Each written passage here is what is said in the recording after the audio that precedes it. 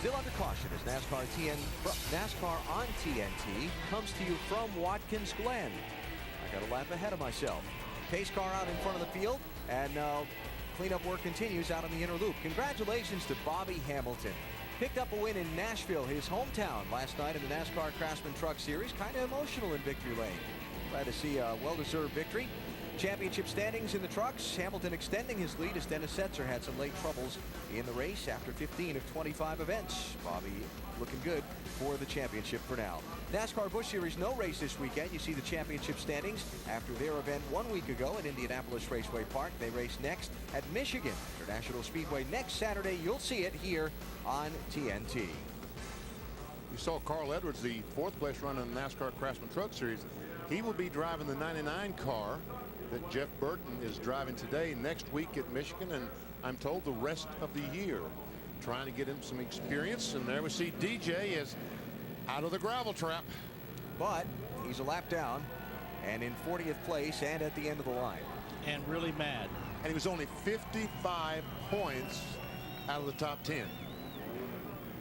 Now it's 146. So Man, he lost almost 100 points in that little trip into the trap. All it takes is one bad one. One bad one. One bad one will take you out. Here are the guys that pitted. First one was 29th place Ricky Craven. Todd Bodine came in, Jeff Green, Kyle Petty, Scott Riggs, Scott Wimmer, Ken Schrader, Jarrett and Vickers, then Morgan Shepherd, Tony Ave, and Hermie Sadler. None of the leaders came down pit road. We'll see a lot of guys popping out here, BP, trying to make that braking pass down into turn one. It's a favorite time to do it on a restart. They can't pass till they get to the start-finish line. All right, now they start diving out. Jimmy Johnson didn't get a very good restart. Look at this. Junior going for third. Kyle Busch. Oh, baby. It gets real exciting down there on a restart. Whoa, Elliott Sadler a little bobble off the curbs. He and Matt Kenseth almost got together right there, 38-17. Give it to 17. Elliott did not want to be on the outside down in turn two, the beginning of the S's. And he's already lost a lot of momentum being there as he's going to get passed here by Bobby Labonte. Robbie Gordon, keep an eye on that orange nose, a little bit back in traffic too. He's coming toward the front. Jamie McMurray and Ryan Newman go through the inner loop together. Wow. Heard Robbie Gordon say on Discover Car Countdown to Green, those fenders are important here at Watkins Glen. High-speed racetrack, downforce needed. Not only that, but you don't want to crush the front of your car. Wow, that's close right there. That was close. Because you've got all those openings for the very important brakes. Oh, look out. Oh, Robbie Gordon is wanting to get into the front, but he's got to be very careful. And Michael Waltrip's wanting to keep Robbie Gordon behind him. This is from the front bumper. That was a great shot. Of Robbie Gordon's singular Chevy. That is cool.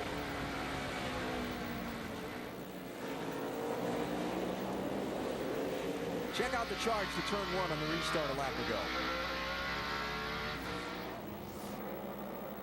Junior driving to the inside of Jimmy Johnson. Takes a spot away. Saw Tony Stewart smoking the left front tire on the under braking. And check Labonte and Ryan Newman and Harvick, and I guess that was a 17 of Matt Kenseth. Yep. Kurt Busch with a nice slide to pick up a couple of spots there.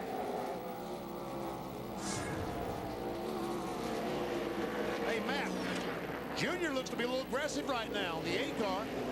BP, he led 11 laps here last year. He wants a road course victory on his Nextel Cup racing resume. Has a Busch win here, but the car earlier in the race was tight. He said pretty much everywhere, but now it has neutralized, and he's trying to make his way to the front. Dale Earnhardt Jr. had a great run here at Watkins Glen a year ago, and he said that kind of proved, he finished third. He said that kind of proved his team had arrived as contenders on a road course. They hadn't enjoyed a lot of success in the Cup Series here before. He won a Busch Series race back in '98, but he said we arrived last year with that top five run. I was impressed last year with what Junior did on the road courses, Martinsville. He really worked at being a complete race car driver in 2003. There's a lot of teams that, you know, all these guys get around this road course really well now. They put a lot of emphasis on this race. I mean, it just pays the same amount of points as any other race. So you have to get good at it. You can't use this race as a throwaway. Very important. And I I think it's one of the great things about the championship. You have to be a good driver on a lot of different types of tracks to be the Nextel Cup Series champ. The Daytona drafting, the Martinsville short tracking, here at Watkins Glen on the road course, the big fast tracks like California or Charlotte or some of those places. You gotta have it together in a lot of different disciplines. And next week at Michigan, how the drivers will be searching for that new line around the racetrack to try to find some grip. That will be fantastic. Jimmie Johnson back to 4th place, Dave.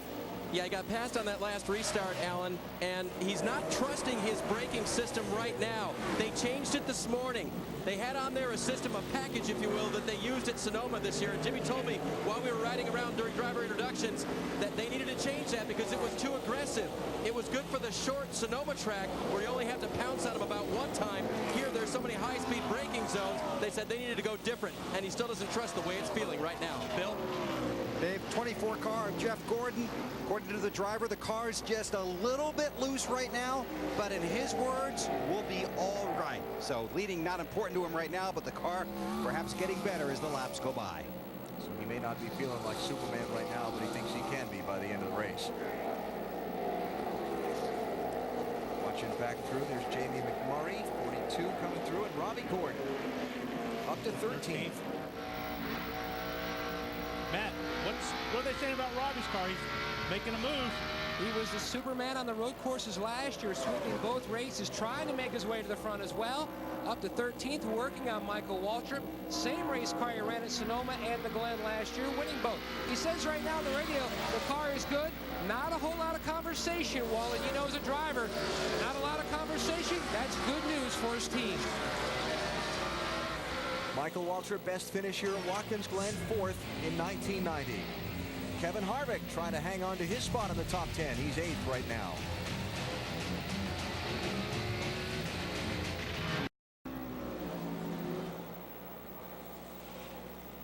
The cape would be flapping now as we come back to Watkins Glen. Jeff Gordon has taken the lead away from Tony Stewart. The all-time leading road course winner in NASCAR racing's back out in front. One of those spots you were talking about, Wally. Beautiful out-braking job. Down in turn 1. Tony knew it was coming. Yeah, he did.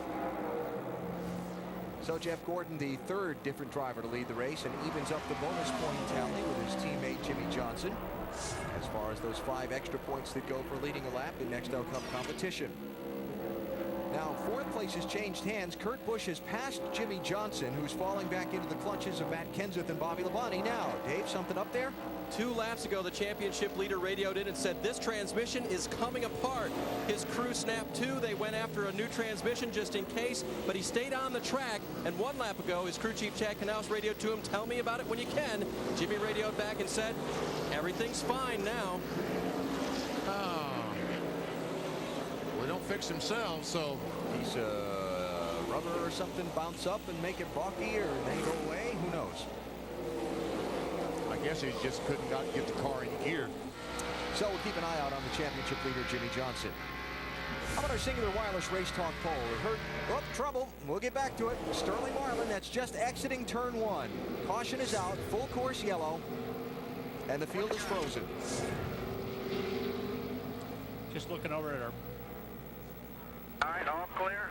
Wow. I hear Greg Biffle has gotten a piece of Sterling Marlin. That was 22nd, 23rd. Last time they went by. And so yellow flag number 1 is out here at Watkins Glen. Let's check it out. Trying to outbrake him, and hard to see Oh, he hit by that angle, but Yeah. that was pretty obvious there. Wow. That's heavy contact with that right front. On board with Greg Biffle as he goes down the corner trying to get on the inside. Sterling gives him room, but just pushes up and catches that right rear.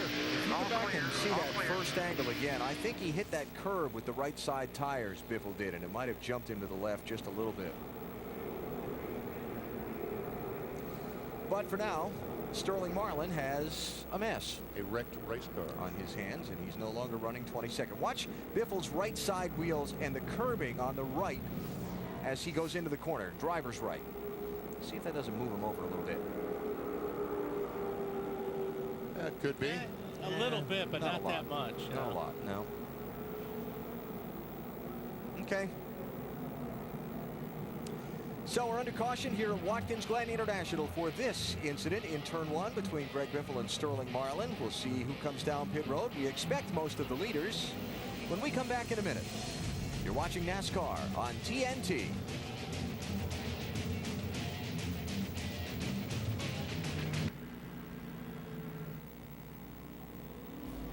Beautiful afternoon here in Watkins Glen, New York, in the Finger Lakes region of the Empire State. Pit road is closed because Sterling Marlin's car sits at the pit exit. The safety workers are still there, so no leaders coming in to make pit stops here. We were starting to talk about our singular wireless race talk poll when the incident happened a moment ago. During Discover Card Countdown to Green, we talked about a lot of the safety innovations that have come along in the last 12 months in NASCAR racing. We want to know what you think's been the most important of those safety advancements. The safer barriers, softer walls, if you will, no racing back to the caution, the escape hatch in the roof, or some of the fire safety apparatus that's now on board the cars in the trunk, in the driver's cockpit, and so on. Can I ask the fans to please vote the way I would? No. Come on, I know what you're thinking. Please. Come back. Please. There's how you vote. We'll see if you agree with BP a little bit later on. Pit stops from the leaders expected when we come back. Right now the pit lane is closed and the pace truck is out in front of the field here at Watkins Glen.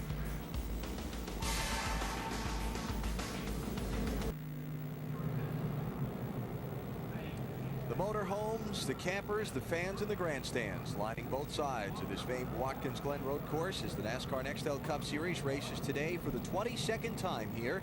And we're under caution for the second time in the race after Sterling Marlin and Greg Biffle got together in turn 1. Pit road is open as the field comes to the final corner. You know, I guess they all got to make a pit stop, but really it doesn't gain you anything. You still got to stop twice from here. Let's see. Leader says no. Second Junior. No. Junior's in. Jimmy Johnson's in. Kenseth doesn't make the commitment line. Harvick says yes. Sadler says no. Man, oh man. But everything. Go ahead, Matt. 7 laps ahead of what they had scheduled for their first pit stop. They're going to make a track bar adjustment.